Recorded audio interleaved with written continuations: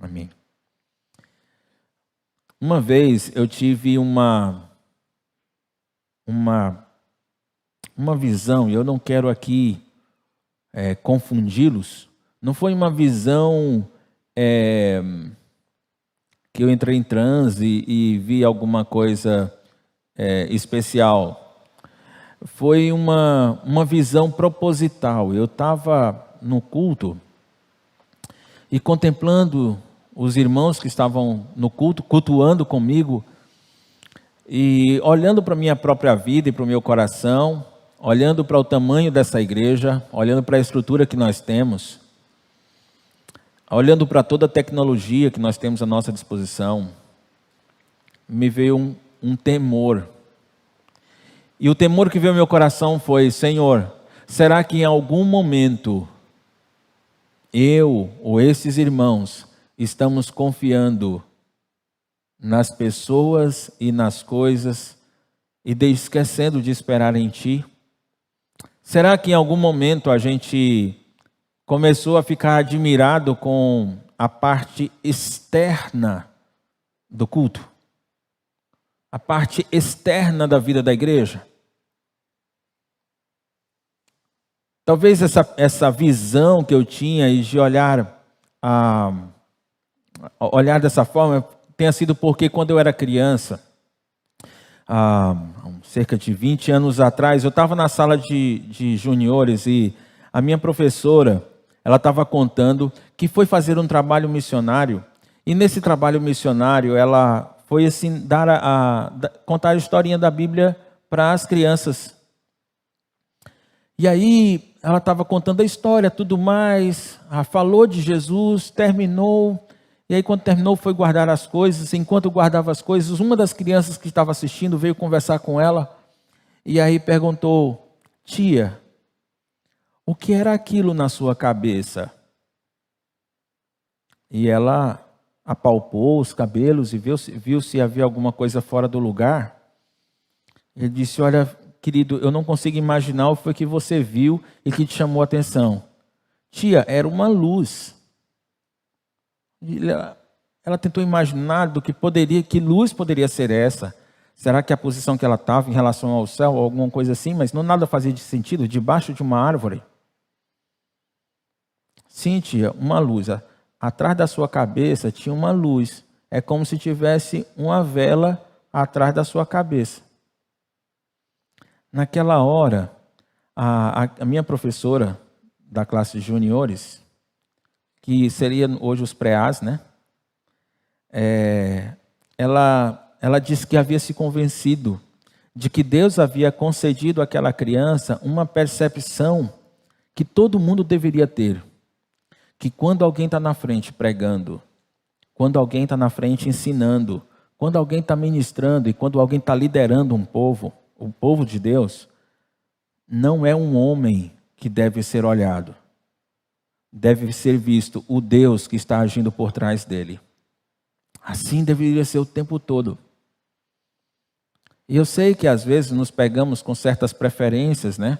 Eu gosto mais quando o Kennedy está aqui na guitarra. Eu fico pensando se fosse o irmão Toninho tocando guitarra aqui, se a igreja continuar com o povo louvando do mesmo jeito. Alguém diz assim: olha, eu prefiro quando é o Gildácio pregando. Eu prefiro quando é fulano pregando. Eu prefiro quando... eu gosto do Celebrando Agora porque é o Luizinho que ele faz, e o Luizinho ele tem um jeitinho assim, engraçadinho de falar, eu gosto de ouvir ele. Aliás, eu preciso aqui mandar um abraço para os irmãos do Teresina Sul. O irmão Eliakim disse que por não conseguir obedecer os protocolos lá na congregação, pelo fato do espaço ser muito pequeno, eles estariam hoje assistindo o culto com a gente. Então, Deus abençoe os irmãos aí do Teresina Sul. Mas aí eu fico imaginando que alguém fica dizendo assim: irmão Eliakim, quando prega, eu também vejo uma luz na cabeça dele. Mas se você tem pouco cabelo, é capaz mesmo de bater aqui. Mas por que fazer preferências? Por que não olhar para o Deus que está por trás das pessoas? Eu queria que você lesse comigo 1 Coríntios capítulo 3, e você vai entender que esse problema é um problema que também acontecia, que também havia na igreja de Corinto. 1 Coríntios capítulo 3, nós iremos ler os versículos de 1 a 23. E o texto diz assim: irmãos, não lhes pude falar como a espirituais, mas como a carnais, como a crianças em Cristo.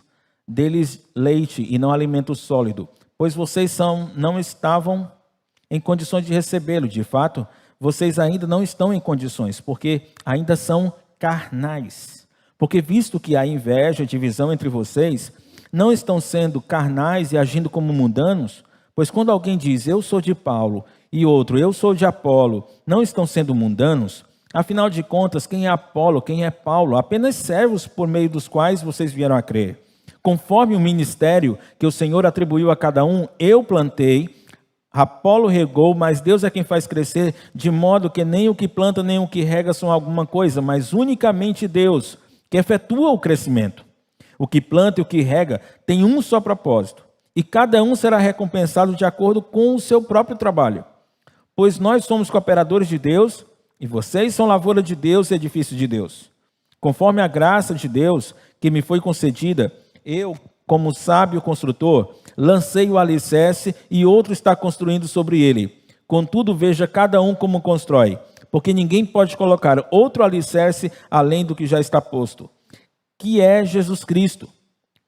Se alguém constrói sobre esse alicerce usando ouro, prata, pedras preciosas, madeira, feno ou palha, sua obra será mostrada, porque o dia atrará luz, pois será revelada pelo fogo, que provará a qualidade da obra de cada um. Se o que alguém construiu permanecer, esse receberá recompensa. Se o que alguém construiu se queimar, esse sofrerá prejuízo. Contudo, será salvo como alguém que escapa através do fogo. Vocês não sabem que são santuários de Deus e que o Espírito de Deus habita em vocês. Se alguém destruir o santuário de Deus, Deus o destruirá, pois o santuário de Deus, que são vocês, é sagrado. Não se enganem. Se algum de vocês pensa que é sábio segundo os padrões dessa era, deve tornar-se louco para que se torne sábio. Porque a sabedoria deste mundo é loucura aos olhos de Deus. Pois está escrito, ele apanha os sábios na astúcia deles.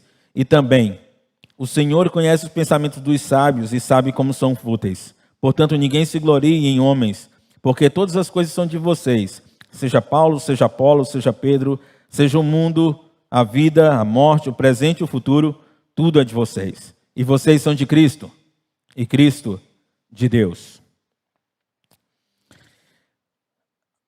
Vocês vão pensar sobre isso durante toda a carta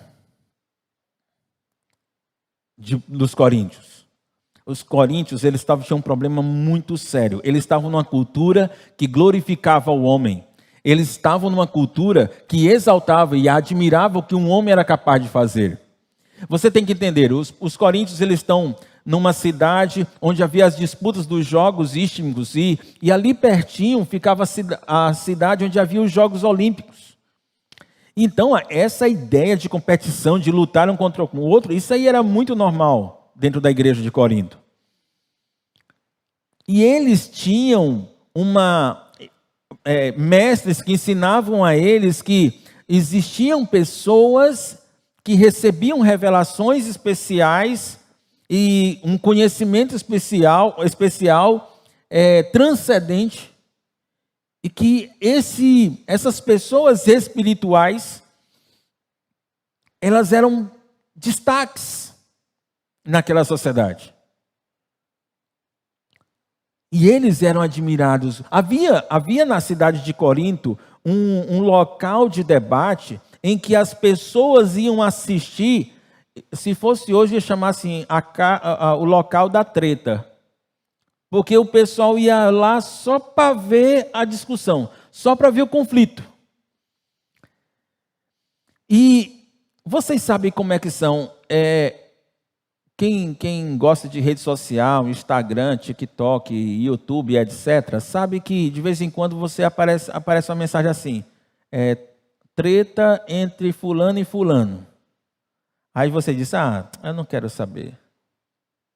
A maioria das pessoas dessa igreja fazem isso. Mas você acredita que tem gente que quando vê essa expressão, tem confusão, o pessoal quer entrar para ver o que foi que aconteceu? Tem gente que é assim. e quer ver logo o que foi que aconteceu. Atrai muito esse debate, esses conflitos atraem muito. Agora, você pensa isso, é levado a um patamar superior, colocando duas pessoas muito inteligentes para fazerem isso uma com a outra. Discutir, debater e trocar raciocínios. É como se você pegasse, como se você pegasse dois intelectuais que tivessem posições diferentes e colocasse eles um diante do outro e filmasse isso. Você acha que ia ter um monte de visualização no YouTube? Um monte de visualização no Instagram? Um monte. Porque gostamos de ver essa disputa. E lá em Corinto, isso era uma febre. Haviam locais reservados para as pessoas debaterem os diversos assuntos. Diversos assuntos da vida, eles iam lá debater, e o pessoal gostava daquilo. Agora, você pensa assim, os coríntios já tinham uma mentalidade de gostar dessas coisas, desses debates. E os coríntios já tinham essa mentalidade de admirarem os caras que eram muito bons em debater. Eles eram muito bons de oratória, o jeito que eles falavam era muito legal. E a inteligência como eles articulavam as ideias também era muito interessante. Isso chamava atenção. E eles veneravam esses caras. Eles admiravam demais esses caras. Só que aí os coríntios se convertiam. Alguns se converteram ao evangelho. E essa cultura de disputa, de valorizar o pessoal que é intelectual, eles trouxeram para dentro da igreja. Qual foi o problema? É que eles esqueceram, é que isso começou a causar divisão. A ponto de um começar a dizer, eu sou de Paulo, outro sou de Apolo, eu sou de Pedro, e etc e tal. E essa coisa de endeusar o homem, de valorizar o homem, não batia de jeito nenhum com a mensagem da cruz. A mensagem da cruz é, o Deus Todo-Poderoso se fez carne, se humilhou, se tornou servo e sofreu. Essa condição humilhante de Cristo não batia com essa cultura deles de admirar os caras que eram grandes e que não sofriam. Pelo contrário, eram admirados. Eles não eram humilhados. Pelo contrário, eles eram louvados, eles eram glorificados, eles eram engrandecidos. Então, essa atitude de ficar engrandecendo esses caras era diferente da atitude do mestre, do Senhor, do Deus que estava sendo apresentado para o Evangelho, que dizia que era alguém que havia se humilhado e ido para a cruz. Então não batia. Paulo diz, olha, vocês só são assim porque vocês não entenderam a mensagem da cruz. Agora o segundo motivo de vocês endeusarem esses caras, de vocês acharem que Paulo, Apolo e Pedro são pessoas para eles serem admirados, eles serem endeusados, e a tal ponto de vocês tomarem partido. O que é tomar partido? A ilustração é meio grosseira, mas talvez vá ajudar você a entender isso. Hoje no Brasil nós vivemos uma polarização muito clara de direita e esquerda. Tem o pessoal que é atraído e é fã, talvez essa palavra correta, do presidente, e tem o pessoal que é fã do Lula. O que acontece? As pessoas esqueceram de buscar a verdade, e agora a busca da verdade é dessa forma. Se o que for dito lá estiver de acordo com o que o meu presidente diz, então beleza, gostei do vídeo, muito bom, você precisa assistir o vídeo. A outra parte, tem um vídeo lá que diz que o Lula foi solto. E aí o Lula vai lá e vai dizer que foi solto, que ele foi vítima de uma armação e tudo mais. E o cara e a galera que é fã do Lula, pega o vídeo, posta nas redes sociais. Cara, você precisa ver esse vídeo, muito bom. O cara fala bem. E o cara tem argumento, hein? O cara tem argumento. O fato é que nenhum, nem outro estão atrás da verdade. Eles estão atrás apenas de defender aquilo que eles amam, daquilo que são apaixonados. São apaixonados quem concorda e defende a ideologia de direita, fica impressionado com todas as ideias que vêm no pacotão da direita. E quem tem uma ideologia ligada à esquerda, pega o pacotão todo da esquerda que vem. Então, se chega vacina no Estado, é porque o governo federal, porque o Bolsonaro mandou. Mas o outro pega a mesma notícia e diz, os estados estão atrasados, estão enrolando, porque mandou foi tantas vacinas e só aplicaram tantas. Cada um só vê aquilo que é útil para o seu partido, para a pessoa que ele defende, ou para a ideologia que ele defende. Era exatamente isso que acontecia em Corinto, na igreja de Corinto. A diferença é que ao invés de Bolsonaro e Lula, tinha Paulo e Pedro. Tinha Paulo e Apolo e Pedro. E as pessoas deixavam de olhar para quem estava atrás deles, para olhar para eles. Sabe o que Paulo diz? Isso é imaturidade. Veja o que o texto diz. Irmãos, não lhes pude falar como a espirituais, mas como a carnais, como crianças em Cristo. Vocês não são espirituais como vocês pensam que são, como seus filósofos dizem que são. Pelo contrário, vocês são carnais. Carnais quer dizer, de acordo com o versículo 1, pessoas que são imaturas, infantis na fé. Eu estou precisando ainda dar leite para vocês e não alimento sólido. Pois vocês não estavam, dei-lhes leite e não alimento sólido, porque vocês não estavam em condições de receber alimento sólido. De fato, vocês ainda não estão em condições, porque ainda são carnais. Esse ainda aí pessoal, faz tempo que eu cheguei com o evangelho em Corinto. Aliás, no meio de vocês eu passei quase 2 anos para plantar a igreja de Corinto. Foram quase 2 anos pregando o evangelho para vocês, ensinando para vocês a mensagem da cruz. Que não adianta glorificar homens, que nós precisamos glorificar a Deus e glorificar a cruz.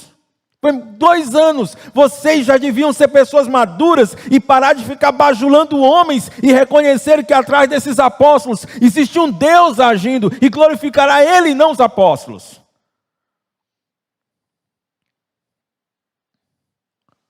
E Paulo explica, visto que há inveja e divisão entre vocês, não estão sendo carnais e agindo como mundanos? Veja, essas duas expressões, inveja e divisão, eles aparecem em Gálatas capítulo 5, no versículo 20 e 21, como sendo obras da carne. Obras da carne. Então Paulo diz, olha, essas obras que vocês estão praticando de inveja, divisão, por causa dos homens, isso é algo que é produzido pela carne, isso é o que o mundo faz. E vocês estão fazendo igualzinho, vocês não amadureceram. Quando vocês dizem, eu sou de Paulo, eu sou de Apolo, não estão sendo mundanos. Vocês não estão agindo como o mundo. Então, o que a gente percebe aqui? É que pessoas que são maduras, elas são guiadas pelo estilo de vida carnal que o mundo tem. Pessoas que são guiadas pelo espírito que há lá no mundo é imaturo, é infantil. Eu estou imaginando se o Wilson chegasse aqui hoje com o Pedro Vitor no colo e o Pedro Vitor com uma mamadeira. Pedro Vitor tem 15 anos. Aí o Pedro Vitor chega aqui no colo, chorando na hora do culto. E o Wilson, meu filho, se aquieta, estou passando vergonha. E dando de mamar para ele, para ver se se acalma. Óbvio que você ia achar esquisito, não é isso? Pois bem, cada vez que nós temos dificuldade de conviver junto com as pessoas, por causa de inveja, porque nós apreciamos um certo pregador e não apreciamos aquele outro, nós somos igual o fato do Pedro Vitor chegar aqui com 15 anos, carregado no colo do Wilson, tomando uma madeira. Infantis, crianças na fé. Meus irmãos, deixem-me pedir para que vocês guardem um princípio no coração de vocês. Ainda não. conflitos e ciúmes. Conflitos e ciúmes exibem imaturidade de quem glorifica a homens e não a Deus. Conflitos e ciúmes demonstram a imaturidade de pessoas que glorificam a homens e não a Deus. Deus está dizendo para você, esses homens, Paulo, Apolo, eles não morreram na cruz por vocês. Eu morri. Eu que provei que amo vocês. Deixa-me fazer algumas perguntas. Você se interessa em descobrir a verdade e ver a glória de Deus, independente de quem está pregando? Ou seja, se é o Dário, ou se é o Jandro, ou se é o Carlinhos, ou se é o Judásio. Independente de quem está pregando, até o Josué. Independente de quem está pregando. Você tem interesse em ouvir a palavra para descobrir a verdade? Ou você tem percebido em você a infantilidade de pessoas que dizem assim, como é esse pregador, eu acho que não vai dar para aproveitar muita coisa? Ainda não cheguei nesse slide. Ou será isso? Ou será isso? Você já elegeu pregadores que você acredita cegamente neles? Que é como se eles fossem uma espécie de papa na sua vida?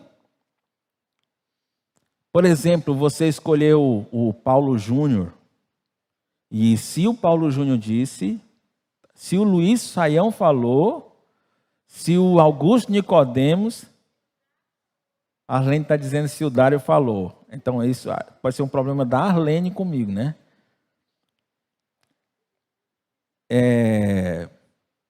Se eles estão falando, eu nem vou questionar. Eu nem vou pesquisar nas escrituras. Eles são pessoas que eu confio. Acredite, meu querido. Por mais que eu entenda a confiança que você tem por admirar que são homens fiéis, que pregam a palavra de forma fiel, não é essa atitude bíblica. Paulo pregou em Bereia. E quando Paulo terminou o sermão, o pessoal foi verificar se o que Paulo disse estava nas escrituras. Se fizeram isso com Paulo, como é que não vai fazer com um Zé Ninguém como eu? Você precisa olhar se aquilo que eu estou dizendo está de fato nas escrituras. Bate com o que eu estou dizendo. Por isso que eu estou lendo o texto para você. Para que você não olhe para mim, mas olhe para o Deus que está por trás de mim enquanto eu estiver pregando. Para que você honre a verdade de Deus e não é a minha que está sendo pregada. Deixa eu me perguntar uma coisa assim, só para ter uma ideia, para que você possa avaliar seu coração, para saber se realmente você ama o Senhor, ama a grandeza de Deus e você quer exaltar Ele em sua vida. Você tem dificuldade com mensagens que do começo ao final é batendo em você o tempo todo, dizendo, você está pecando nisso, você está pecando nisso, você tem que ir lá abandonar isso aí, você tem que deixar esse negócio que você ama muito, você tem que largar, porque a Bíblia está dizendo isso. Você se incomoda, fica se contorcendo na cadeira e diz, poxa vida, esse pastor é ruim porque ele só fala coisa ruim de mim. Moço, eu tenho culpa se a Bíblia diz que você é ruim. Eu não vou dizer que se você é bom, se a Bíblia diz que você não é. Mas se você se incomoda com esse tipo de mensagem, então talvez você precisa verificar de quem é a glória que você está buscando, se é a de Deus ou se é a sua. Eu lembro do pastor, eu não estava lá, foi século XVI. Mas um pastor disse uma vez que os homens, os cristãos, são como sinos. Quanto mais a gente bate, mais o som fica bonito. Os cristãos são como sinos. Quanto mais a gente bate, mais o som deles fica bonito. Então talvez você vai preferir um pregador que chega para você e diz o que precisa tirar de sujeira da sua vida. Porque se cada pastor que vier aqui nesse púlpito, se cada pregador que vier aqui nesse púlpito, que se cada professor que vier no Celebrando, ou qualquer outro curso que a gente dá aqui na igreja, chegar e dizer, você precisa limpar a sua vida disso, sabe o que vai acontecer? Daqui a algum tempo, você vai estar muito mais limpo do que você estava hoje. E você vai louvar a Deus, porque disseram lá atrás que você estava sujo. Gente, uma vez eu estava conduzindo um retiro, vamos dizer assim, eu não quero entrar em detalhes, um retiro, eu e minha esposa. E nós já estávamos no segundo dia, já estava no final do segundo dia, e eu e a Arlene todo o tempo em pé, e a gente se movimentava muito, aquele fole, vai para cima, vai para baixo, sobe e desce escada e tal, eu estava muito cansado. Quando chegou lá, eu estava sentado assim meio que de lado, mas eu não tive qualquer cerimônia e tirei o meu sapato. Tirei o meu sapato discretamente, botei meus pés em cima do sapato enquanto a gente ouvia um dos estudos. Quando passados alguns segundos, eu começo a escutar algumas pessoas com um sorriso assim, aquele sorriso discreto. Na verdade, provavelmente já tinham se passado uns 3 ou 4 minutos, foi quando eu percebi que a minha meia estava rasgada no lugar do dedão. E que eu estava na frente de umas 200 pessoas, e essas 200 pessoas podiam ver o meu dedo do pé, do lado de fora da meia. Eu gostaria muito que alguém tivesse dito, Dário, põe o pé dentro do sapato. Eu gostaria que alguém chegasse e tivesse dito, Dário, você pecou. Eu queria que alguém dissesse, Dário, isso que você está fazendo é pecado. Abandona isso. Porque depois que alguém me disser que eu errei, logo depois eu vou estar muito mais limpo do que eu estava antes. Eu queria falar para vocês de quatro argumentos que Paulo usa para dizer para o pessoal, olha, não faz sentido o conflito que vocês têm por causa de homens. E o primeiro motivo é a posição que esses homens estão. Veja o que diz o versículo 5 em diante. Afinal de contas, quem é Apolo, quem é Paulo? Apenas servos, por meio dos quais vocês vieram a crer, conforme o ministério que o Senhor atribuiu a cada um. Eu plantei, Apolo regou, mas Deus é quem faz crescer. De modo que nem o que planta, nem o que rega são alguma coisa, mas unicamente Deus que efetua o crescimento. O que planta e o que rega tem um só propósito, e cada um será recompensado de acordo com o seu próprio trabalho. Pois nós somos cooperadores de Deus. Vocês são lavouras de Deus e edifícios de Deus. Gente, esse texto, ele tanto confronta os coríntios, como ele me dá esperança. Porque veja o que ele está dizendo. É Deus quem concede o propósito, ou seja, o que é que você vai fazer no seu ministério. É Deus que concede os recursos, os dons que você precisa para realizar seu ministério. E é Deus que vai recompensar você de cada uma das coisas que você faz no ministério. Isso também era verdade em relação a Paulo, em relação a Apolo, em relação a Pedro. É como se o apóstolo Paulo estivesse dizendo assim, vocês não precisam endeusar esses caras, vocês não precisam dar a esses caras o reconhecimento, vocês não precisam ficar bajulando eles e nem brigando por causa deles. Eles não precisam de vocês.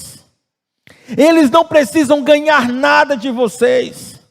Eles não estão fazendo isso por causa de vocês.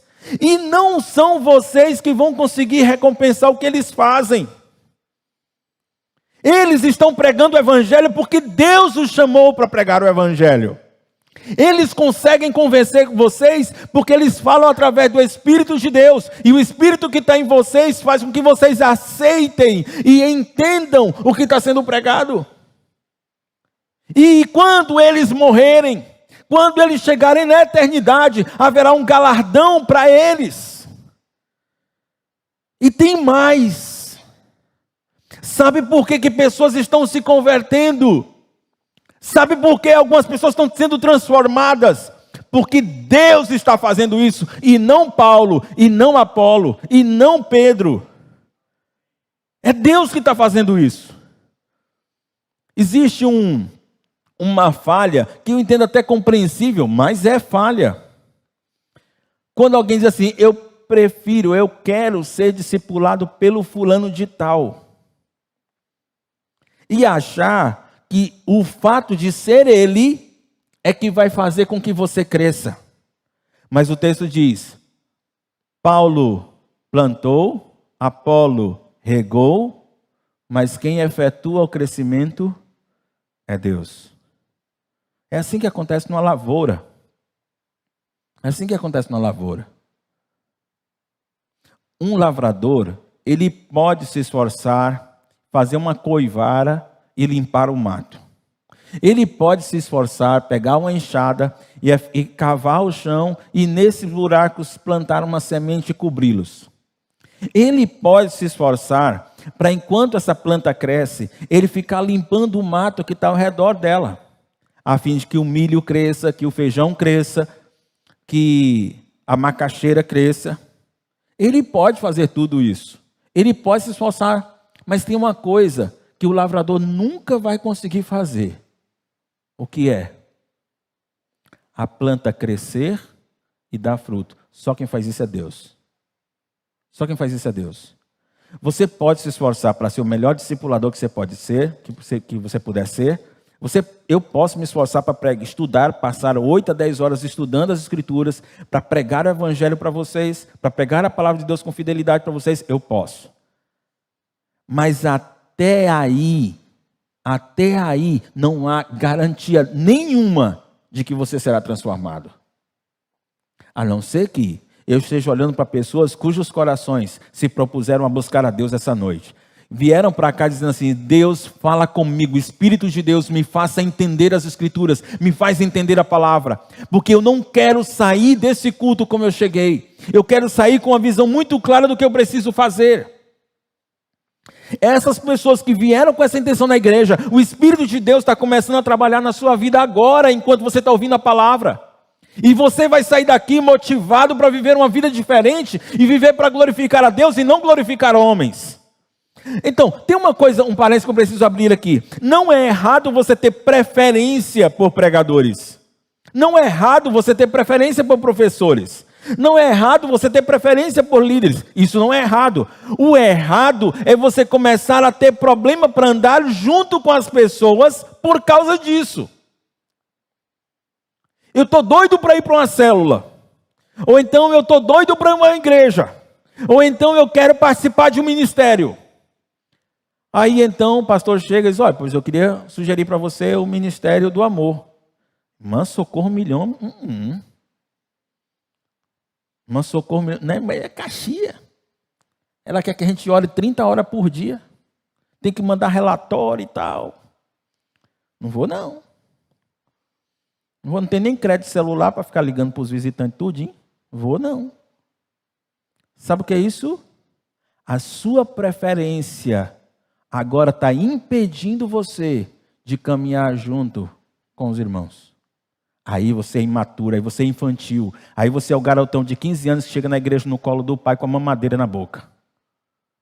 O Paulo diz assim: olha, você precisa entender qual é a posição do Paulo, do Apolo, do Pedro, dos pregadores que vão aqui na igreja, dos professores. A posição, eles são apenas servos, miseráveis servos. Quem opera tudo que vale aí sou eu, diz o Senhor. Segunda coisa, você precisa entender que cada um deles tem responsabilidade. Eu lembro, o texto diz assim, versículo 10.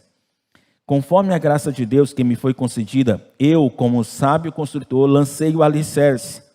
Então, o apóstolo Paulo, lá em Atos 18, diz que ele foi lá para Corinto e pregou o evangelho lá durante quase 2 anos. Primeiro na sinagoga e depois na casa de...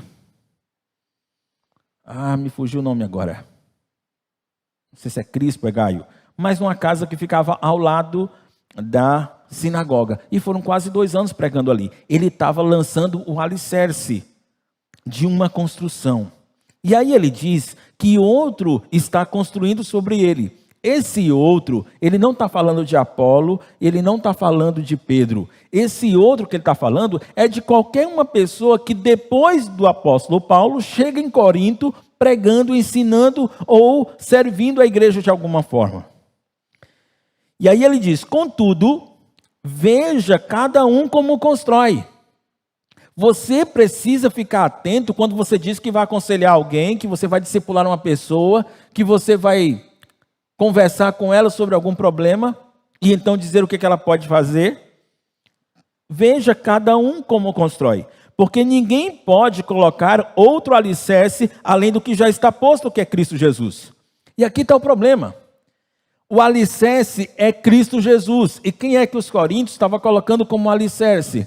Paulo, Apolo e Pedro. E eles, não põe outro alicerce. Quando esses caras chegarem aí pregando, não é para eles serem alicerces. O alicerce já está posto. E esse alicerce é Jesus Cristo. Agora, o que cada um vai fazer é ensinar, aconselhar, instruir em cima daquilo que já foi pregado, que é a mensagem da cruz. Depois que fizerem isso, queridos, vai ser feita uma avaliação que vai ser feita através de fogo. Ele fala de 6 materiais. Se você prestar bem atenção, os primeiros materiais são metal. Os outros 3 materiais são vegetal. Dá para perceber isso no texto? Os 3 primeiros materiais, metal, os outros 3, vegetal. E eles são provados através do... O que diz o texto? Do fogo. Eles serão provados através do fogo. Se o fogo passar, o que vai sobrar? Ouro, prata e pedras preciosas. O resto será queimado. Sabe o que o texto está dizendo? Tudo aquilo que eu preguei nessa igreja, tudo aquilo que foi ensinado desse púlpito, tudo aquilo que foi ensinado nos encontros de célula, tudo aquilo que foi ensinado nos aconselhamentos, tudo isso vai ser testado com fogo. Tudo isso vai ser provado. Mas provado por quem? O texto diz no final do versículo 13 que o dia trará luz. Quando você vê essa expressão, o dia, lembre-se de uma expressão que é repetida no Velho Testamento e que no Novo também vai ser usada, que é a ideia do dia do Senhor, uma referência aos fatos da eternidade, daquilo que vai acontecer na eternidade ou mesmo aquilo que vai acontecer nos últimos dias. Aquilo que envolve a tribulação, o arrebatamento, o tribunal de Cristo, envolve o milênio, aquilo que envolve o julgamento das nações, o trono branco, todo o processo que está envolvido, todos os eventos que vão acontecer no último dia. Isso é chamado de o dia do Senhor. E que o texto está dizendo sabe, esse monte de gente, Paulo, Apolo, Pedro, que pregou por aí, o que eles ensinaram vai ser passado pelo fogo, vai ser testado. E se o que eles pregaram foi ouro, prata ou joia preciosa, vai ser preservado. Mas se foi madeira, feno ou palha, vai ser incinerado. E qual é a consequência disso? É que se permanecer, ou seja, se tiver valor aquilo que foi ensinado, ele, Paulo, Pedro, Apolo, serão recompensados. Não é isso que diz o texto? Versículo 14 em diante. Se permanecer com fogo, eles serão recompensados. Mas se Pedro, Paulo, Apolo ou qualquer uma pessoa pregou alguma coisa que não passou pela prova de Deus, pelo teste que Deus faz, eles sofrerão prejuízo do galardão deles. Embora esse fogo não signifique que eles irão para o inferno. Porque o texto diz no final que eles serão salvos. Salvos através do fogo. Então prestem bem atenção, queridos, no frigir dos ovos, o que é que o Senhor está dizendo é o seguinte: por que vocês estão fazendo a avaliação dos apóstolos? Quem vai fazer isso sou eu. Por mais que eles tenham falado a verdade, eu, no final das contas, consigo fazer uma avaliação muito melhor do que a sua. Quando eu era menino, lá no colégio, quando terminava a prova, a primeira coisa que eu fazia é ir conversar com o cara que era mais inteligente da minha sala. Aí eu disse, cara, o que foi que tu respondeu na questão 5? Aí ele dizia assim, olha, eu respondi isso. Eu disse, acertei? Eu respondi o mesmo que você. Graças a Deus eu consegui. Deu mais de 7. Aí passa 1 a 2 semanas, a professora vem com as provas e entrega a avaliação. Quando dava, tinha dado 6,5.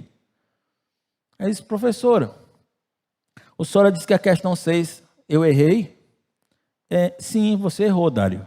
Mas o João errou. O João disse que respondeu a mesma coisa. Pois é, ele errou também. O que a gente aprende com isso? É que nós nunca conseguiríamos fazer uma avaliação como Deus é capaz de avaliar. Nós conseguimos fazer alguma avaliação do que está sendo pregado e devemos fazer isso. Vocês, enquanto me ouvem, vocês devem julgar se o que eu estou dizendo está de acordo com o texto. Mas Deus o fará de uma maneira como ninguém é capaz de avaliar. E Ele vai passar o fogo. E se aquilo que eu preguei foi fiel às Escrituras, eu vou ser recompensado. Irmãos, honestamente, eu estou esperando um negócio bom. Eu não estou esperando coisa pouca, não. Eu estou esperando um negócio bom. Eu estou estudando. Eu oro. Hoje mesmo, hoje à tarde, eu pedi para o Senhor, pela misericórdia de Deus, me permite pregar essa palavra com poder. Me permite pregar essa palavra com fidelidade. Me permite dizer o que o Senhor disse. Porque se eu conseguir dizer o que o Senhor disse, então vai ser uma pancada de poder, porque a tua palavra é poderosa. Eu pedi ao Senhor. E sabe por que isso é vantajoso para mim? Porque se eu estiver pregando exatamente o que o texto está dizendo, quando chegar na eternidade, o Senhor diz: ó, Dário, naquele dia da pandemia, aquele dia lá, tu ganhou essa joiazinha aqui para você, ó. Separei para você. A mensagem foi exatamente o que eu preguei. Ou, foi o que eu escrevi. Foi exatamente o que eu revelei para os apóstolos, que os apóstolos inspirados registraram nas Escrituras e que você, iluminado, entendeu e pregou.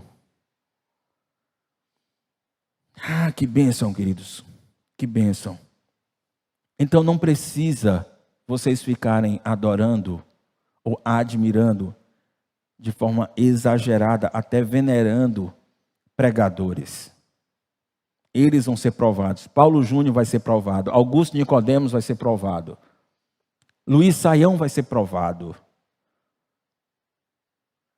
Eu estou tentando lembrar o pastor que o Jandro fala mais do que o nome dele. Esqueci agora, rapaz. Mas ele também vai ser provado. Cada um desses que pregam serão provados.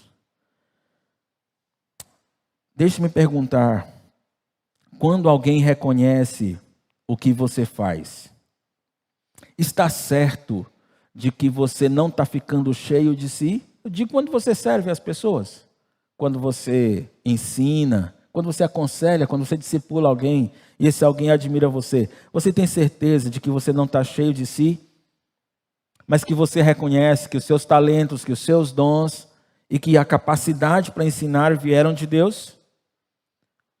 Pastores dessa igreja, líderes de células, supervisores, vocês lidam bem com os elogios e com as recompensas que vocês recebem aqui?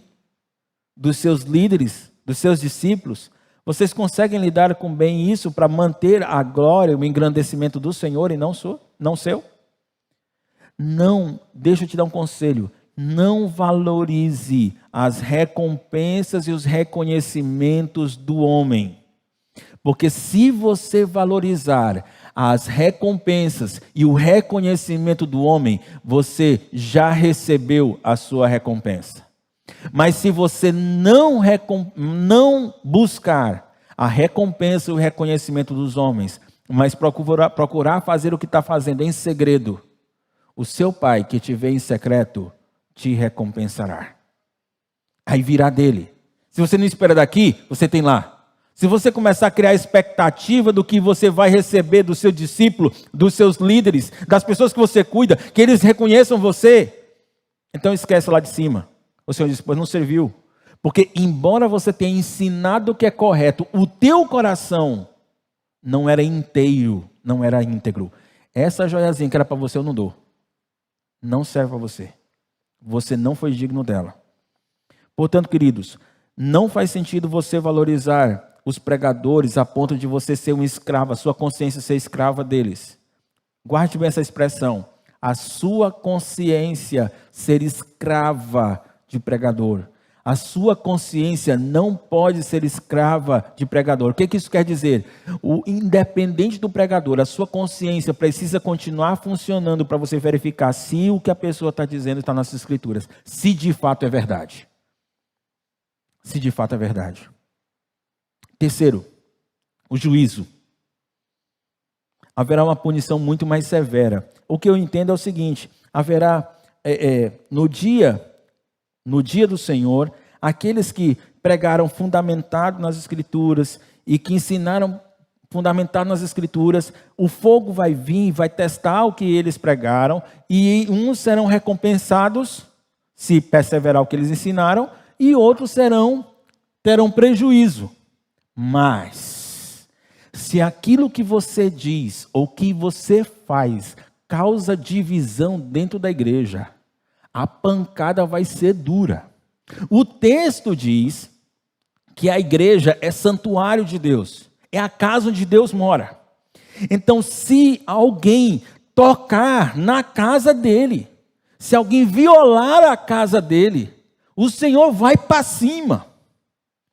A palavra destruir que aparece nesse texto, ela tanto pode significar a ideia de destruir de fato, de acabar com aquilo, ou a ideia de profanar, violar, ser tratado como sendo uma coisa profana e não sagrada como é. Por isso a expressão no final do texto, porque o santuário de Deus, que são vocês, é sagrado. Porque essa palavra, ela contrapõe a palavra destruir, que no original tanto pode significar destruir como profanar.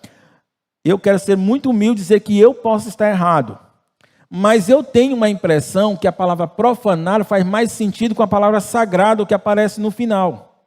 Por isso eu entendo que o que o texto está querendo dizer é que algumas pessoas, quando eles causam divisão, é como se eles estivessem profanando o lugar santo onde Deus habita.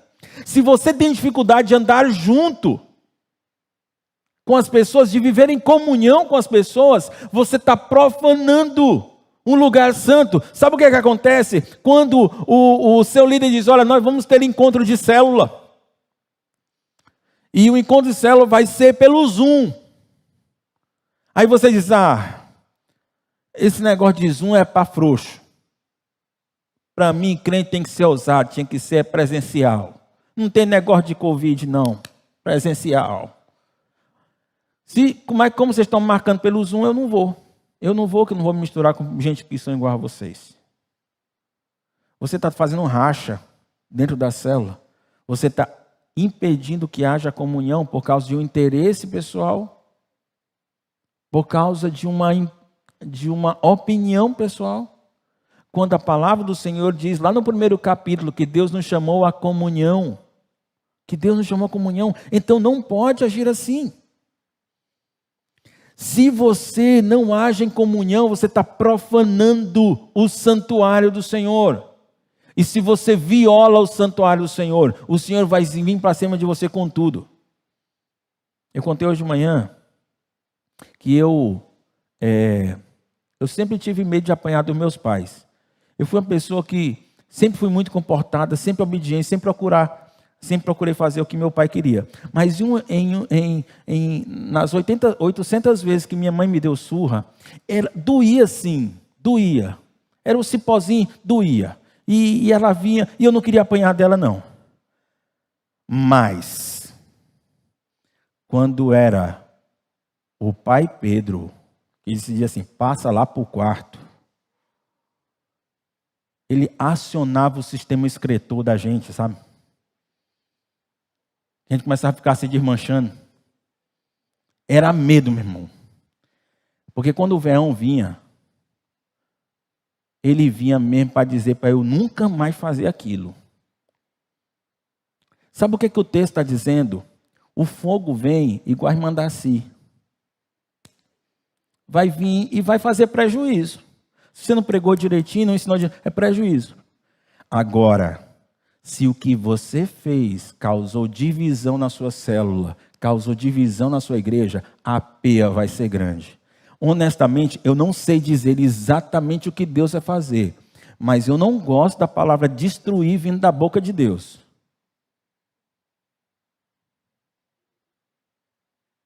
Eu acho que vai ser um negócio muito agonizante se Deus vier para cima de você. Outra coisa que eu não sei dizer, se esse texto está falando de alguma coisa que Deus vai fazer no futuro ou se Deus vai fazer agora. Porque lá com Miriam e Arão, Deus fez na mesma hora. Na hora que a Miriam e Arão dizem, Moisés, vem cá. Eu estou vendo aí que você casou com uma mulher que não é de Israel. Então o senhor está pensando mesmo que só você que fala com Deus? Moisés ficou de bico calado, Moisés não disse nada. Moisés não levantou a voz para dizer assim, quem são vocês para poder se levantar? Eu, Moisés, é que sou o líder de Israel. Deus me colocou aqui. Moisés não disse nada. Moisés ficou calado. Sabe quem foi que falou? Foi Deus. Deus falou assim, Moisés, chama os dois lá no tabernáculo, eu quero ter uma conversa com eles dois. E chamou os dois e disse assim, olha, vocês não são como Moisés, ninguém é como Moisés, porque eu falo sim com vocês, mas com ninguém eu falo como Moisés, com Moisés eu falo face a face. E na mesma hora, a Miriam ficou com lepra. Teve uma galera, o pessoal do clã de Coré, que começou também a questionar a liderança de Moisés, e dizer que Moisés está todo errado, estava todo enrolado, que não estava conseguindo conduzir a pandemia. Não, pandemia não. Não estava conseguindo conduzir o povo de Israel lá no deserto. O Senhor fez abrir o chão e engoliu todo mundo. Como é que Deus age quando tem racha dentro da igreja? Com quem está provocando racha dentro da igreja?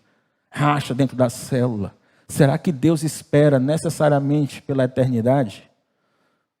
Alguns estavam doentes e outros já dormiam, tinham morrido, porque na comunhão da ceia do Senhor, eles estavam comendo indignamente, profanando o que é sagrado. Deus trata isso muito a sério. É mais um motivo para você não querer divisão. Por último, os homens não conseguem elaborar uma sabedoria como a do Senhor. E Deus não deixa passar batido. Ele diz assim, olha, não se enganem. Se algum de vocês se considera sábio, melhor, se algum de vocês pensa que é sábio, segundo os padrões dessa era, deve tornar-se louco, para que se torne sábio, porque a sabedoria desse mundo é loucura aos olhos de Deus, pois está escrito, ele apanha os sábios na astúcia deles, e também o Senhor conhece os pensamentos dos sábios e sabe como são fúteis. Deus sabia, e Deus estava dizendo assim, ó, pessoal de Corinto, presta atenção, o pessoal daí, esse pessoal que vocês gostam de ir lá para o debate deles, que eles ficam do lado e do outro, ficando assim, mas eu acredito que é assim, e o outro contra-argumenta, mas é assim, e tal coisa. Olha, isso aí não vale nada, isso aí é inútil, isso é fútil.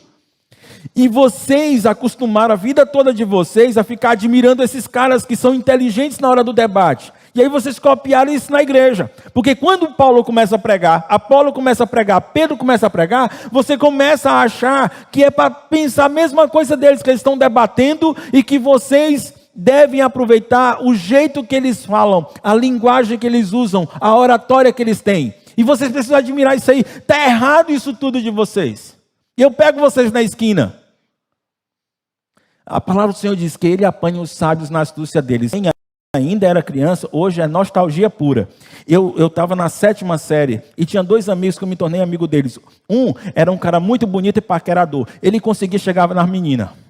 O outro era muito inteligente e jogava futebol. Eram 3 coisas que eu era ruim. Mas eu tentava garantir perto deles. E eu queria estar perto deles. E para eu poder andar com eles, eu fazia aquilo que eles me diziam. E eu começava a ser impressionado por eles. E eles começavam a dar ideia de coisas que a gente podia fazer. E um dia, a gente estava indo para o colégio, e um deles dizia assim, rapaz, vamos jogar videogame. A gente está indo para o colégio. Era para ir para o colégio, para a Fundação Bradesco. Não, vamos jogar videogame. E aí a gente foi jogar videogame no Clube dos Diários. O pessoal aqui mais novo não lembra, não. Clube dos Diários, videogame. E a ideia e o plano sábio desse meu amigo era, como a gente chega em casa às 6 horas, quando desse 5h30, a gente pegava o ônibus e chegar em casa às 6 horas. A gente chegar no mesmo horário que a gente chega todo dia do colégio. Logo, ninguém ficava sabendo. A gente fez isso um monte de vezes. E eu enganei meus pais um monte de vezes. Um dia eu estava enganando, quer dizer, eu fui jogar videogame, e aí quando chegou na parada de ônibus, a gente estava esperando o ônibus, estava tudo certo, tudo bem planejado, passa um cara e assalta a gente, e leva o relógio de um dos caras. E aí esse cara, vamos correr atrás dele. Aí saiu aqueles 3 pivetes no meio do centro, correndo atrás do outro pivete que tinha roubado o relógio. A gente correu para uma rua, para o outro, tal, e a gente não conseguiu achar ele. Quando a gente se tocou, já estava tudo escuro. A gente voltou para pegar ônibus, mas depois de 6 horas já era mais difícil pegar ônibus lá naquela parada. Demorou muito chegar. Eu fui chegar em casa já depois de 7 horas. Minha mãe estava na rua. A cena era muito semelhante à cena do filho pródigo. Lembra o filho pródigo voltando para casa? O pai esperando, de braços abertos.